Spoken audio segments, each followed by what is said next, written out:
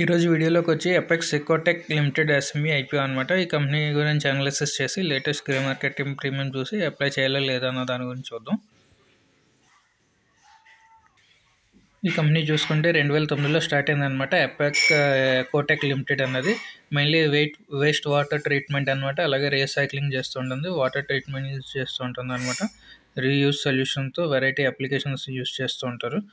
అలాగే ఈ కంపెనీ వచ్చి రా వాటర్ ట్రీట్మెంట్ ప్లాంట్స్ని ఇండస్ట్రియల్ ప్రాసెస్కి ఎఫిషియెంట్గా సీవేజ్ ట్రీట్మెంట్ ప్లాంట్స్కి పొల్యూషన్ అవి తగ్గించడానికి ఇవన్నిటికి యూస్ చేస్తుంటుంది అనమాట. ఈ company ultrafiltration, nano filtration, reverse osmosis, disc type RO ఇవన్నీ ద్వారా చేస్తుంటారు. Thermal vapour compression based operators ఇవన్నీ ఎక్విప్మెంట్స్ ద్వారా జీరో లిక్విడ్ డిశ్చార్జ్ సిస్టమ్ కూడా వాడుతూ ఉంటుంది అనమాట ఈ కంపెనీ. అలాగే ఈ కంపెనీ యొక్క క్లయింట్స్ కనుక మనం చూసుకుంటే అచ్చా బిర్లా గ్రూప్ అని, అశోక్ లేలాండ్ అని, ఎపోటెక్ రీసెర్చ్ అని, భారతీయం అని, స్కాట్ కుబటా అని చెప్పి, Haldiram, hero motor Corp, Honda cars ఇవన్నీ కూడా చాలామంది కంపెనీ క్లయింట్స్ కూడా ఉన్నారు ఈ కంపెనీకి. ఈ కంపెనీ యొక్క ఫైనాన్షియల్స్ చూసుకుంటే అసెట్స్ చూసుకుంటే మార్చ్ 2022లో 9,79 lakhs ఉంది. అలాగే 2023 వచ్చేటప్పటికి 17,68 lakhs ఉందన్నమాట. అలాగే మార్చ్ 2024లో చూసుకుంటే 25 crores ఉంది అసెట్. రెవెన్యూ చూసుకుంటే 2022లో 20 crores ఉంది, 2023లో 35 crores ఉంది, మార్చ్ 2024కి వచ్చేటప్పటికి 53 crores రెవెన్యూ ఉందన్నమాట. ప్రాఫిట్ ఆఫ్టర్ ట్యాక్స్ చూసుకుంటే 2022లో -66 lakhs ఉంటే 2023లో 3.52 lakhs వచ్చింది. అలాగే 2024లో 6.63 lakhs వచ్చింది అనమాట. ఆపరేటింగ్ క్యాష్ కూడా చూసుకుంటే 0.45 lakhs ఉంటే 3.5 lakh crores వచ్చింది అనమాట, 3.5 crores. అలాగే 2024లో చూసుకుంటే 5.95 అనమాట. Almost 6 crores operating cash generate చేసింది 2024లో. బారోయింగ్స్ చూసుకుంటే మార్చ్లో 1,10 లక్షలు అప్పు ఉంటే, అలాగే మార్చ్ 2023 వచ్చేటప్పటికి 58 లక్షలు అప్పు ఉందన్నమాట. అలాగే మార్చ్ 2024లో వచ్చేటప్పటికి 42 లక్షలపై అప్పు ఉన్నాయి. చిన్న కంపెనీయే కానీ ప్రాఫిట్ ఆఫ్టర్ ట్యాక్స్ కూడా బాగానే జనరేట్ చేసింది. అలాగే రెవెన్యూ కూడా ఇయర్లో ఆల్మోస్ట్ డబల్ అయ్యే రెవెన్యూ ఛాన్సెస్ కూడా ఉంది. కాబట్టి ఈ కంపెనీ ఎస్ఎంఈ ఐపీలో తీసుకురావడం కొంచెం కన్సర్న్గా ఉందన్నమాట. అలాగే మార్కెట్ క్యాప్ చూసుకుంటే 96 crores అనమాట. ఆల్మోస్ట్ 100 crores వాల్యుయేషన్ అడుగుతున్నారు. అలాగే ఎబిటా మార్జిన్ కనుక మనం చూసుకుంటే 16.73% ఉంది. అలాగే ప్యాట్ మార్జిన్ చూసుకుంటే 12.5% ఉందన్నమాట ప్యాట్ మార్జిన్.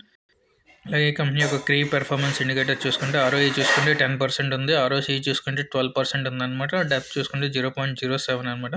అప్పు కూడా చాలా తక్కువ ఉంది. ప్రైస్ టు బుక్ వాల్యూ చూసుకుంటే 4.34 ఉందన్నమాట ప్రైస్ టు బుక్ వాల్యూ. అలాగే ఈ కంపెనీ ఐపీఓని తీసుకురావడం గల కారణం ఏంటంటే వర్కింగ్ క్యాపిటల్ రిక్వైర్మెంట్స్ గురించి అని, అలాగే జనరల్ కార్పొరేట్ పర్పస్ అని, పబ్లిక్ ఇష్యూ ఎక్స్పెన్సెస్ గురించి ఐపీఓని తీసుకొచ్చారు.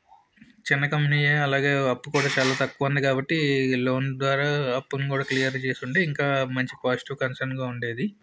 ఈ ఐపీఓ ఒక టైం లైన్ చూసుకుంటే ఓపెన్ డేట్ మనకి 27 నవంబర్న ఓపెన్ అవుతుంది. క్లోజ్ డేట్ చూసుకుంటే 29 నవంబర్, లిస్టింగ్ డేట్ చూసుకుంటే 4 డిసెంబర్ అనమాట. అలాట్మెంట్ మనకి 2 డిసెంబర్ని తెలుస్తుంది కెయిన్ఫోటెక్ టెక్నాలజీస్ వెబ్సైట్లో.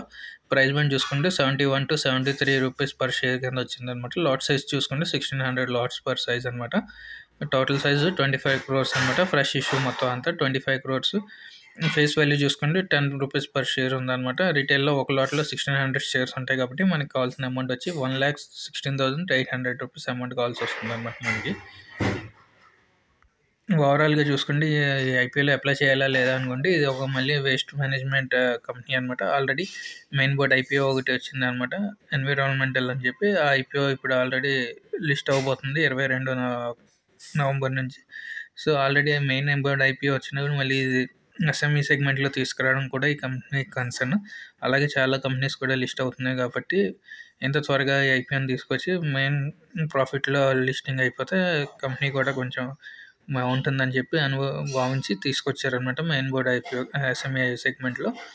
అలాగే అప్పు కూడా లేదు, అలాగే మెయిన్ కన్సర్న్స్ కూడా ఏం లేవు. కాబట్టి ఇంత చిన్న ఐపీఓని తీసుకురావడం కూడా కొంచెం కన్సర్నే. అలాగే క్లయింట్ బేస్ కూడా బాగుందన్నమాట. అప్పు కూడా చాలా తక్కువ ఉండడం వల్ల ఈ కంపెనీకి కొంచెం ప్లస్ పాయింట్ ఉంది. లీడ్ మేనేజర్స్ కూడా బాగున్నారు. అలాగే చూసుకుంటే డిమాండ్ కూడా అంతగా ఇప్పుడేం చూపించట్లేదు. సో ఐపీఓ సైజ్ కూడా చిన్న ఐపీఓ సైజ్ అనమాట.